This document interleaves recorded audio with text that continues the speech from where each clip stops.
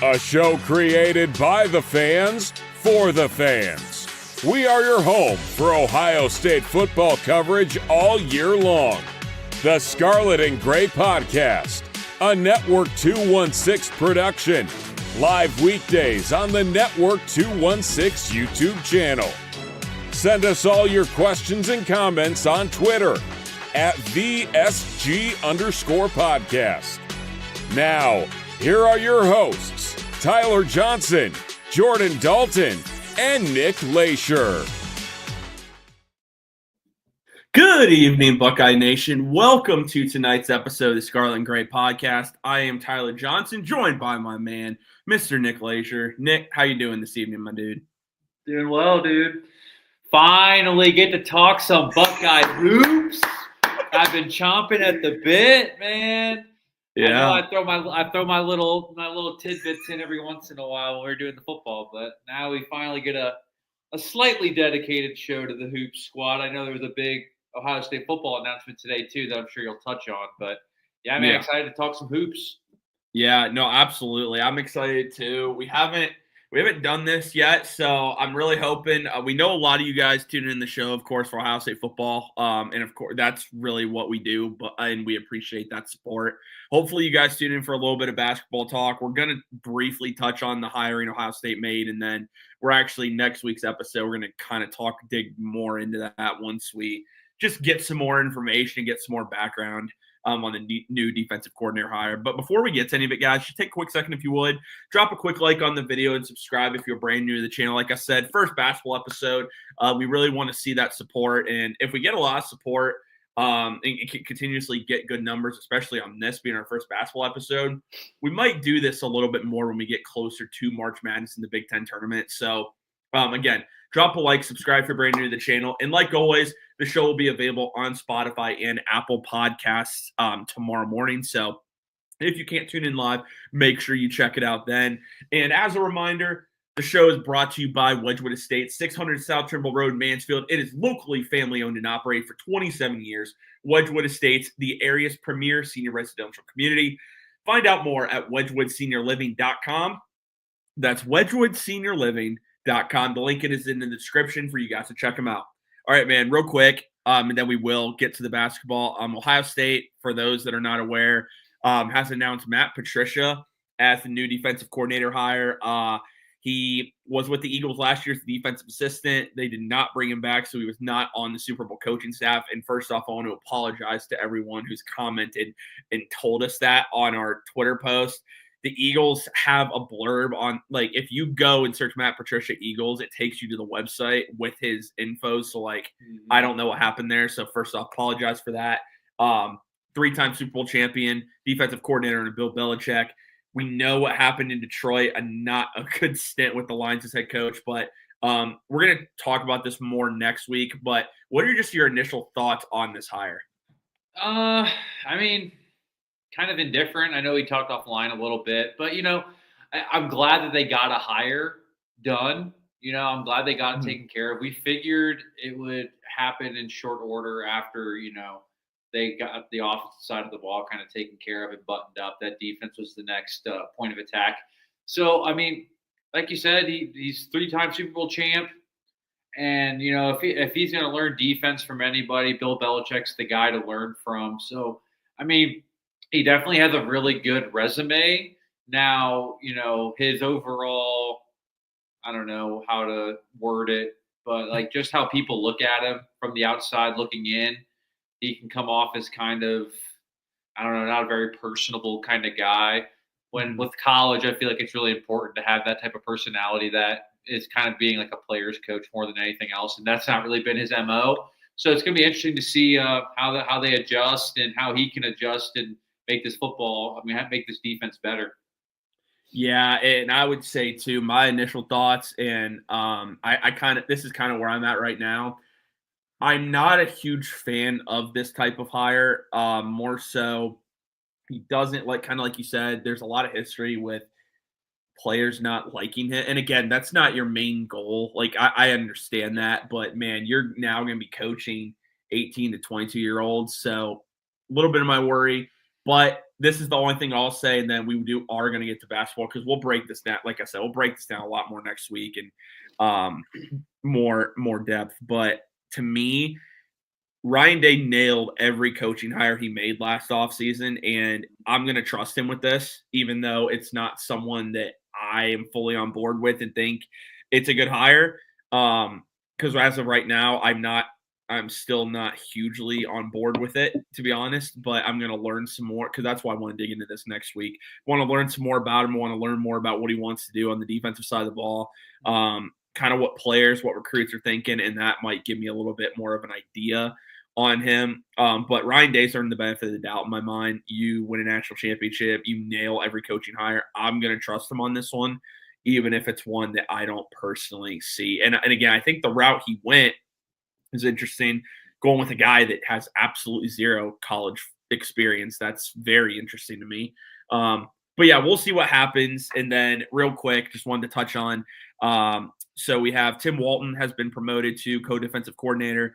Matt Carreri has been promoted to pass game coordinator as well as safety coach. So yeah, that's it on the football side of things. Like I said, guys, I know a lot of you guys tune into the football content, so a little bit of a break from that this week. But next week, we will talk the Matt Patricia hire extensively. That's going to probably be the main thing we cover, and talk about what it means for Tim Walton, Matt Carreri, and overall, just now the coaching staff is pretty much finalized, except maybe another potential move or two. But anyways, let's shift gears here a little bit. All right, man. So Ohio State. The report came out today from ESPN. You shared it with me. I posted it on our Twitter account as well at the SG_podcast. As of right now, the Buckeyes have an 82% chance, according to ESPN, to make the NCAA tournament. Are you comfortable? Are you comfortable? Are you right now? Do you think that they are? Is it a high chance that you believe they get in? Where are you at right now with this team? Because they lost the game at Nebraska. I know some were saying they were the underdog, but I felt like that was the game you have to win. And you have a stretch coming up, man, where you have winnable games that you have to win, I feel like, at least 6 to end the year to get in. Where are you at with this team and their chances to make the tournament? I mean, dude, it's been a roller coaster of a year, honestly. I mean, first time head coach Jake Diebler. I mean, he's doing it. I feel like he's working the best he can with what he has available right now. I mean, overall, this team is really young from top to bottom. But no, I mean, I feel pretty good. I feel pretty good about their chances. Again, they just kind of have to win these games that they're supposed to win coming up. And I mean, they have a big stretch of road games coming up. I know they have a West Coast trip here against UCLA and USC coming up here in the next couple of weeks. But I mean, you just gotta, like you said, I think if you win 6 out of the last 9, 7 would make me even more comfortable with. I mean, I think you can lose to Michigan on Sunday, and that's not going to hurt you too much. You could probably lose to UCLA, and that one's not going to hurt you too much. But I mean, these games, like for example, tonight against Washington, you got to go take care of business against Washington tonight. It's a quad 3 game. They're not a very good basketball team, but I mean, overall, I feel pretty confident that they're going to make their run and they'll at least get in. It's like I'd probably say a 10 seed if I had to guess right now is kind of where I would put them. Views from the Shot podcast says they need 4 wins to get in full stop. Thanks to the strength of schedule, marquee wins over Kentucky and Purdue. First off, I want to say Views from the Shot. You guys need to make sure you check them out. They have a really good show, and they're covering Ohio State basketball year-round. That's mainly what they do, kind of like we cover the football aspect. But if you guys are looking for year-round Ohio State basketball coverage, make sure you check them out. They're probably the best Ohio State basketball podcast, at least that I listen to. I don't get to listen all the time, but I just want to make sure I was giving them a shout-out because been communicating with us a little bit on Twitter, so I just wanted to say I really appreciate that. But – yeah, dude, I kind of agree with that. I mean, if you look at their schedule, you have tonight, and we'll get to tonight's matchup here shortly, but you have Washington coming in tonight. You got to win that game. I think that's a given. You have to win that game. And then the big one, the last, I would say, probably the last ranked game we're going to have this year of the regular season. that team up north coming to Columbus, and that's going to be on Sunday. Man, if you can take that game, you can now this we don't want this to happen. You can lose a game on the West Coast.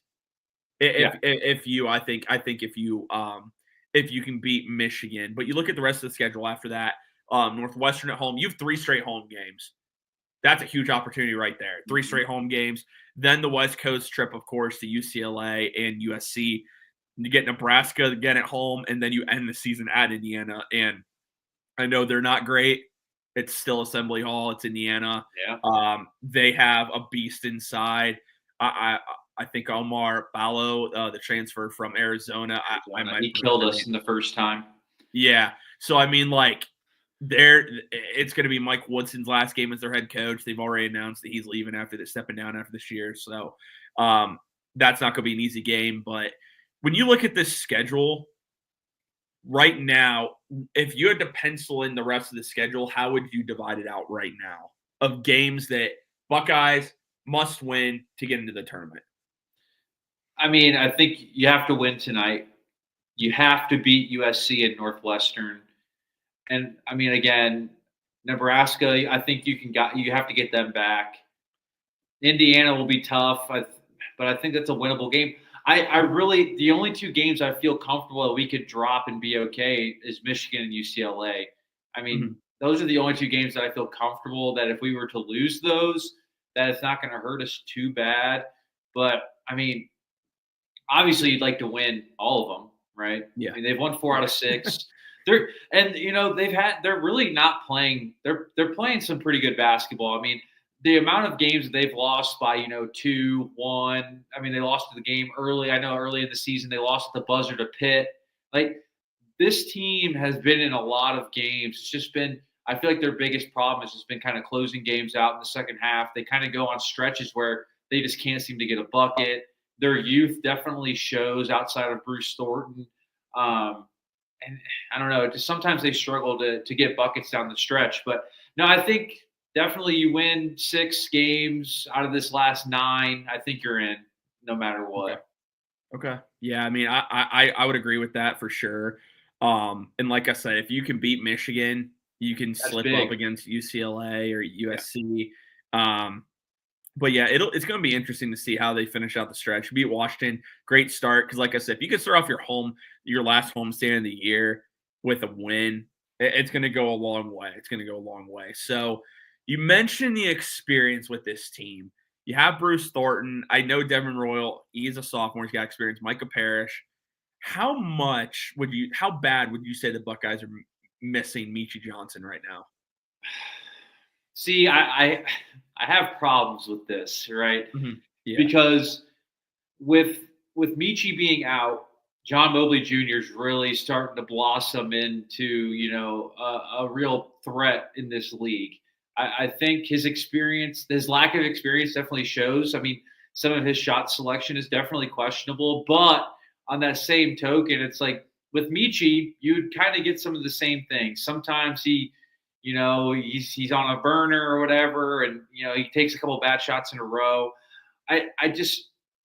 It's hard for me to say that like if we're missing him too much because really we haven't had him all year. He's missed I think 15 games this season due to some personal stuff going on with his family and whatever. But I mean, it's hard to say how much we're really missing him because we really haven't had him at all this season. So it's tough for me to really say, but I think John Mobley has definitely benefited from Meechie not being around because he's just getting extra time, extra development. He's getting more shots. It's definitely helped his confidence, and I think he's really going to be a really good player for Ohio State if he sticks around. Obviously, with the portal and stuff, you never know anymore. But I think if he sticks around, he's really going to be a really good player for us in the future. Yeah, no, I agree with that. I think with Meechie, man, like it is tough because when you look at what he's done so far this year, like when he played, I'll be honest, I didn't really see an impact. Like as far as like he and Bruce did not play very well together.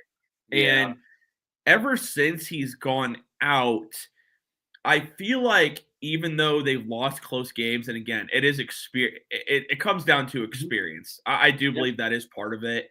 I do think, kind of like you said, John Mobley Jr. has benefited tremendously from this. I could make the argument the offense seems to flow better when Meechie has not been on the floor. And maybe that's just me. When I've watched this team, I did not think that Thornton and Meechie played well together. I told you this. I always thought maybe you bring Meechie off the bench. I know that might not be the ideal role he wants to play, but I feel like if you could have a scorer like that leading your second unit, could be huge, especially when you get into tournament time. Now we don't even know I think we don't even know if he's going to come back. I think probably at this point, no. I mean, it'd be pretty surprising if he did. But that's kind of at least how I see it. And again, it's a bummer. Like, we're never going to really get to see it. I don't know if he's going to get a fifth year out of it, maybe a 6th year technically out of this. I don't know. But hopefully he's okay. Again, we don't know the details. Dude, the details have been like it has been so just you haven't heard anything. Like, there's been no reports, and I think now a lot of like the inside beat guys, they're just kind of done asking Jake Diebler about it because they've just played it so close to the chest. So we really have no idea like what's been going on or anything like that, which, like you said, it's a big bummer because I don't know about you. I was pretty excited to get him back this season. I thought I really enjoyed watching him play when we had him when he was younger. And it's like for him to be able to come back and, kind of take his 5th year and make this something special for him. It's a big bummer to not be able to watch him play in the Scarlet and Gray. Yeah, no, absolutely. And again, wish him all the best. We don't know what's going on. Wish him all the best with whatever he's dealing with, his family's dealing with. Now, with this Buckeye basketball team, you and I have talked about it, off air ad nauseum, I feel like. What is this team's biggest weakness in your eyes? When I look at it, to me, obviously it's pretty obvious, but when you look at this team, what holds this team back ultimately, you think, from potentially making a run in the tournament? Well, the glaring obvious is just kind of like the lack of dominant inside play. I feel like, and it's tough because, we have Aaron Bradshaw, former 5-star transfer from Kentucky. And we have Sean Stewart, also a former transfer from Duke. It's like you got some 2 big names, but you have to remember, they're both only sophomores. So, like, they're also super young, didn't really play a whole lot last season for their other teams. So it's like the inside presence definitely – because I feel like obviously guard play gets you everywhere you need to go in the tournament. But having like a go-to bucket getter down low, which Devin Royal has shown at times when he's healthy, he can be that guy. He can go get you a bucket down in the paint if you really need to. But, obviously the inside presence. But, again, just having a guard that can help out handling the ball when it's not Bruce Thornton. John Mobley, he's a freshman. Micah Parrish has shown it, but, again, he's not really a primary ball handler. That's not really his game. You got Quez Glover, who's been a good little spark off the bench. He's been another experienced guy. He's been around. So, you have Quez Glover, but he's really not going to move the needle for you. Again, not having Meechie here kind of sucks because it's another guard that has been, he's played in the SEC. He's played in the Big Ten. Like, he's been in 2 of the better leagues in basketball. So, but, guard play is so important in the tournament. When you don't have another guy that can handle the pressure like Bruce Thornton, it definitely hinders your team when you come up against teams that have experienced guards that can just wear you down. Yeah. I think when you look at this team now, again, when minutes are played into this, how many guys are getting minutes? You don't expect Devin Royal to lead you in rebounds. Like, you don't. Devin Royal's been. He's taken a massive step forward. And he's been fantastic for the Buckeyes. And ever since he's been in the starting lineup, I can make the argument once you put Devin Royal in the starting lineups when this team really started to take off. Because, of course, he was coming off the bench early to start the year. But, dude, like, you look at this team, Bradshaw and Stewart's never – that dude doesn't really give you anything besides some rebounds, some hustle. He's not kind of been a disappointment there. I'll admit I'll give him the benefit of the doubt because when you go through a personal issue and just like and are away from the team for a while, it can take a little bit of time to get into it. Aaron Bradshaw really has not taken the step I think we were all expecting. I don't know, man. And then outside of that, that's really it. Do you think let's play hypothetical here. Would you have gone out and got another big man instead of adding a guy like Micah Parrish? Or what would you – because that's the question then. If Diebler he has to add another guard, another potential wing, or he has to add another big. Like, I mean, that's what it makes you wonder about. I think they were really expecting Sean Stewart and Bradshaw to kind of fill that void. You know, and I also feel like they thought Austin Parks was going to take a bigger step forward than he did. He's been severely underwhelming.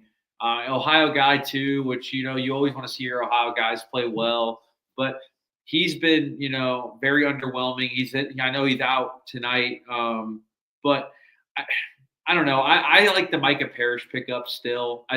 Shooting is what wins games in this league anymore. So if you don't have, you know, volume shooters that can really fill it up, you're really not going to have a lot of success. And especially as of late, Mike has been really good.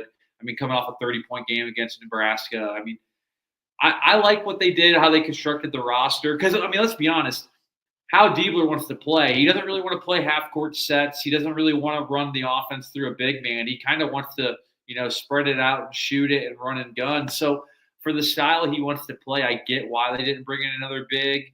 But in the Big Ten especially, you definitely need one that can give you some minutes. I mean, the freshman from Croatia, he's been pretty good. I mean, the spot I can't pronounce his name, so I'm not even going to try. Big Ivan. That's all I'm going to say. Big Ivan. He's been what he is. You know, he's young. He's 7'1". He still can. I think there's room for development there. I think they could have something with him. But, I mean, with the spot minutes he's played, he's been pretty good. Evan Mahaffey, he's not the biggest guy on the floor, but he plays bigger than what he is. So, but I just feel like they really haven't gone to him a whole lot. I feel like as of late, they've been really relying on Devin Royal and Aaron Bradshaw to kind of carry the load inside. Views from the shot says front court's been poor. More than that, I'd say it's been foul trouble. Yeah, and that's when the depth hurts. I'm telling you what really hurt, and I know we talked about it off air when it happened, losing Okpara, him changing his mind and going to Tennessee, man, really hurt this team. Huge.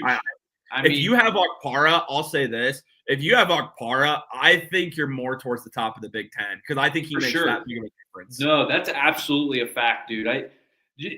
Especially how he played in the back half of the season last year. He was really starting to find his groove. I mean, he blocks a lot of shots. He rebounds the heck out of the ball. Is he even like contributing at Tennessee? Like I don't even know what he's been doing over there. Does he start for them? Yeah, he starts for them. Averages about 8-6 and leads them with about 2 blocks per game. Yeah. I mean, what he did here, literally. I was saying that, and I know, and it's another lob threat. You know, so because that's what I mean. Bruce is really good at getting to the rim.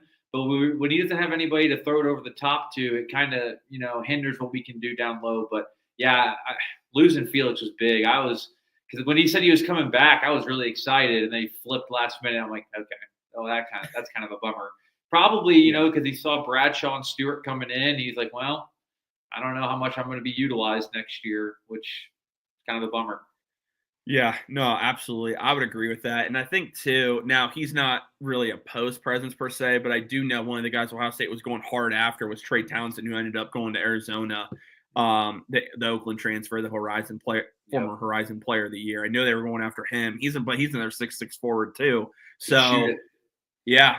So, I mean, I think Deeps has definitely learned from this that, man, you got to at least have more depth inside, because I understand you might want to play a certain way, but there's still going to be those teams, and you're going to see it in March too, that just have guys that just, when you're getting out rebounded consistently, getting in, because you're going to get in foul trouble, you can't avoid it. It's going to happen, and you don't have the depth or the athleticism at the center position to play with other teams. It's going to hurt you. I mean, we're seeing it this year consistently. So Yeah, we'll see. Well, that definitely is going to be something to monitor moving forward. We'll touch on a couple other things here before we wrap it up. Who has been in your mind the biggest surprise, or someone that maybe you weren't expecting to have a huge impact, but have been really, really surprised and very pleased with what you've seen from them? I mean, I think it's obvious for me. I mean, Micah Parrish has been great. Coming over from San Diego State, typically known as just like a lockdown defender, not really known for his scoring ability a whole lot. Got that smooth lefty stroke. I've really enjoyed watching him play as of late, especially because he's doing a lot better at getting his own shot. It seems like he lulls you to sleep a little bit. He's not super quick with the basketball. He's not going to like shake you, break you down really well, but he just finds a way to kind of leverage his body, especially going to the rim. He's really good at finishing around the rim, and his three-point shot's been falling lately, which has been really nice. But I think Mike has been great. He's been a great two-way player for us. Sucks we only got him for a year, but again, just another guy. Because especially when you lose a wing like Roddy Gale, who last year, really started to come on in his own, and you go to the team up north, so you kind of had to bring someone to fill that void a little bit. And I feel like he's been doing a really good job of doing that for the Buckeyes this year. So yeah, I think it's been Micah Parrish for me. Yeah, real quick, since you mentioned Rodney, he's been benched, so that's kind of hilarious to see. That's just hilarious. I had to add that real quick. I think for me, because I'm gonna pick somebody different, like for the sake of the conversation. Sure. I think for me personally, I'm gonna go with Devin Royal because we're talking a monumental leap that he has had. And I think to me, Bruce Thornton's the one that I would say carries this team majority of the time. But without Devin Royal, I don't think this is a tournament team. I agree by any means. And I think Devin Royal's presence and what he brings to this team, again, he's your top rebounder. He's shooting it at 53% from the field. I mean, to me, I'll take that. I mean, he's not going to hit a lot of threes for you, like we know that. But I think, again, it's starting to improve a little bit the last couple of weeks. He just brings energy, and he is also just a matchup nightmare because he's a 6'6", 220-pound forward that can play inside, play outside. So that's who it is for me because, again, he got a little bit of a run as a freshman, especially when Diebler took over and became the full-time head coach is really when he started getting a lot more playing time. But this year with Stewart and Bradshaw, again, they were the starters up until the issues started happening with Bradshaw. And then Stewart, of course, got hurt and sick and whatnot. So then he was put in more, and now he's just a starter every night. So I think he's fine. I mean, he's playing like Mr. Ohio basketball. I mean, former Mr. Ohio basketball. He's a Columbus kid. So I mean, it's been really good to see how he's developed, especially with the style that Jake wants to run. So it's been really nice to kind of see him. And like you said, he's not going to hit a ton of threes, but he's definitely a threat to step out there and shoot a couple a night. And, even if he hits one or two, it just threatens that and makes the bigs kind of come out and guard him. Because like you said, he's only listed at probably 6'6", but he plays a lot bigger and he plays as our 4. So he's always got a better matchup, it seems like, when he's out on the perimeter. So he's able to get by his defenders easier. And I feel like he's got some sneaky bounce too. Like he's a very quick jumper. I mean, he's just an athletic freak. So hopefully he's good. I know he's good to go tonight, but hopefully he can play at a better capacity than against Nebraska because once he got hurt, he tried to come back and it just wasn't. He just didn't have that same step. So that'd be a big one for Ohio State if they're able to kind of get him going tonight and see what he can do. Yeah. Absolutely. Okay. We talked about guys that have been pleasant surprises. Who is, you know what? I'll just ask it this way because I feel like this is who it's between. Who has been more of a disappointment, you feel like, for the Buckeyes? Has it been Aaron Bradshaw or has it been Sean Stewart? It's tough. I want to say Bradshaw just because I feel like he got more playing time at Kentucky than Stewart did at Duke last season. So I was expecting Bradshaw to come in and kind of make a little bit more of an impact quicker than Sean Stewart. And now with Sean Stewart, we kind of knew what we were getting. He's kind of a gritty guy. He's not really much of an offensive threat. He'll dunk. Like, he can jump out the gym, but he's not really super skilled around the rim. Doesn't really have a lot of moves when he has his back to the basket. With a guy like Bradshaw, I was kind of expecting him to just have a little bit more, because all the rumors about him, he can really shoot it. He's got some stuff in his bag that not typical big men do. So I'll probably say for me, Aaron Bradshaw has kind of been more of a disappointment than Sean Stewart, just because I figured when we got Bradshaw, we'd have a little bit more offensive firepower with him. Real quick, Steve, asked about the St. John's. Dude, I've been saying that. Morgue. Been saying that, dude. I mean, I would, if there was a way to make that happen, we would have one of the greatest environments in college basketball if we could play at St. John's. It feels like now they're closer to getting rid of St. John's. Mm-hmm. So, yeah, I will say when the team is up there, I mean, we've seen the shot be packed out. Unfortunately, it in a while. We just haven't seen it in a while. Is the unfortunate thing. Appreciate you tapping in, Steve. Thank you for the support, my friend. We really appreciate it. Again, know it's a little bit of a different show. I've seen you comment before. I know it's a little bit of a different show tonight, but appreciate you commenting. But I agree with you with Bradshaw. The big thing was this is a guy that could kind of step out, shoot a little bit, lengthy, a guy who I thought was going to make a little bit of a difference on the defensive end. He doesn't really rebound, which is really weird for a 7'1" guy. He's just so weak, man. Yeah. And my brother-in-law, that's what he told me about Bradshaw. It's like, yeah, he's 7'1", but gosh, is he a twig? And he was not lying, because he definitely can get pushed around. But I mean, it sucks because I really like his game. I think he runs the floor really well. You see him, I mean, he'll get a rebound and he'll run the middle. He'll rim run right to the front of the rim. He does everything you want him to do. It's just, I feel like his physicality just lacks. And especially in the Big Ten, you need a physical big man to be successful. Yeah, no, I agree with that. We'll wrap it up real quick. Ohio State welcomes Washington at home tonight. What do you need to see from the Buckeyes in order to win tonight's game? Obviously, Washington, they're not one of the better teams. They've struggled this year. There's no doubt. But again, it's a Big Ten opponent. We know that. So it's never easy. Funny enough, I don't know if you remember this or not, but Washington actually gave out one of the biggest NIL contracts in basketball. That's right. With Gree Osabor, who there was talk Ohio State was looking at him at one point, and clearly that ended pretty quickly with the money that he was asking for.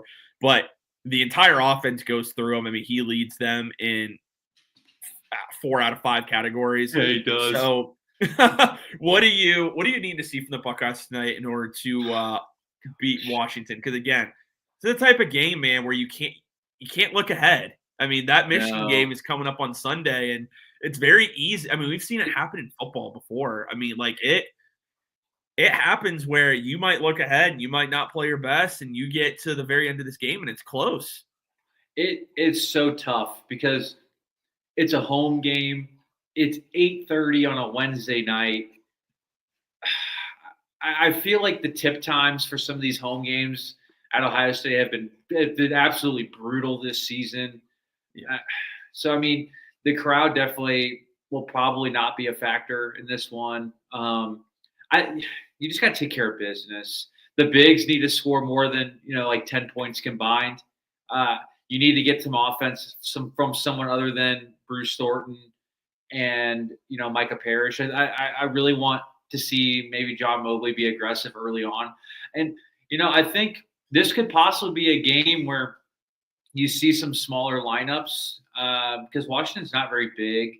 So you might be able to, throw Colin White out there, let him get some run. I feel like he's got the potential to be really good. He just really he's been hurt on and off. So maybe get him some run early, see what he can do. But, you just gotta go win. It's not rocket science. You're a better basketball team than Washington. They're coming from the West Coast. I mean, that's a tough trip to make, especially on a weeknight. I'm sure they were probably here yesterday, but just go win. And if it comes down to the line, comes down to the wire, just give Bruce Thornton the ball and get out of the way, because we all know that's been the recipe. Late game. I know there was a game that we were watching, and they went to John Mobley late, and it didn't work out well. Just give the ball to your senior and get out of the way and let him do his thing. He is so good. He's an NBA guard. He is so good at getting to the rim. He's so great at creating space in the paint. He gets a really good floater off. His mid-range game is really good. You just got to get the ball to Bruce and get out of the way late game. But if Devin Royal isn't able to really play a whole lot in this game, look for Evan Mahaffey to step up in a big way. I think he's kind of underrated. I think in a lot of these games, he's kind of an X factor for them coming off the bench. So look for Mahaffey to come in and kind of give you some minutes and hopefully give you a spark. But just take care of business. Yeah, no, again, you hit it all right there. I would say also, I want to see Micah Parrish, see if he can build on what he did against Nebraska. I mean, it's really, I told you this, it's a shame we waste that performance. I mean, he played phenomenal against Nebraska. I'd love to see him build on that. I want to continue to see Mobley's shot selection get a little bit better. He's a young guy. He's a freshman. But we're getting near the end of the season. You're not a freshman anymore in my eyes. You've been starting now for a while. You've gotten playing time all year. You've played in every game. So I want to see that shot selection get a little bit better, because I think that's the real thing with Mobley right now is that shot selection. Other than that, I've been pretty pleased with him. But the shot selection, especially the end of games, sometimes has really worried me. So that's where I'm at. And then with Washington, again, it begins and ends with Greet Osobor. He is the engine that makes this team go. He is this team. He is a really good player. There's a reason why they gave him a ton of money to come here. And yet they're still barely above 500. But I'm saying he's a very good player. This is a guy, 6'8", 250 pounds. He's kind of a matchup nightmare. It's going to be tough for Royal and Mahaffey. You're going to need Sean Stewart probably to play a little bit more minutes in this game, because I feel like that's a good matchup there where Sean Stewart could really make an impact on the defensive end of the floor. I think Osobor is going to get his. I really do. Don't let everybody else do that, because then that's when you run into a lot of issues. But like you said, too, they're coming to the East Coast for a Wednesday night basketball game. Wednesday night, 8:30 tip-off, dude. Just brutal. Realignment in college sports. Absolutely insane. But, yeah, Ohio State, Washington, 8:30 tip-off at the Shot. So make sure you guys tune into that game. Is there anything else you want to add, man, before we wrap up this episode? No, man. I just need to see him take care of business tonight. That's really all it comes down to. You got to win these games. It's their last quad 3 game of the year. So moving on from here, their schedule isn't super favorable, especially having to go out to the West Coast. So that's going to be a tough 2-game trip out there. But, yeah, win tonight. And then, if you drop on Sunday, it's not the end of the world. But if you can get both here, well, if you can get all 3 at home on this stretch, that's best case scenario. Yeah. Yep. Well, it should be a good game. Hopefully it's a blowout in the Buckeyes' favor. I mean, let's be honest, we'd much rather see that than another close game, because it feels like every game we've had has been close this year. But, again, thank you everyone that tuned into this episode. Again, switch it up a little bit, talk some Buckeye hoops. Make sure you drop a like and subscribe if you're brand new to the channel. Show will be available on Spotify and Apple Podcasts. Well over 500 of you. So, again, thank you guys so much. And if you guys show a lot of love on Spotify, Apple, and YouTube, we'll probably end up doing more basketball episodes. Not all the time, of course, because, again, we're in football and it is difficult to cover both sports full time. But we will be trying to a little bit more basketball content to the show. So, again, make sure you drop a like, subscribe if you're brand new to the channel. And the Scarlet and Gray podcast is proud to be brought to you by Wedgewood Estates, 600 South Trimble Rd, Mansfield. Locally family owned and operated for 27 years. Wedgewood Estates, the area's premier senior residential community. Find out more at wedgwoodseniorliving.com. That's wedgwoodseniorliving.com.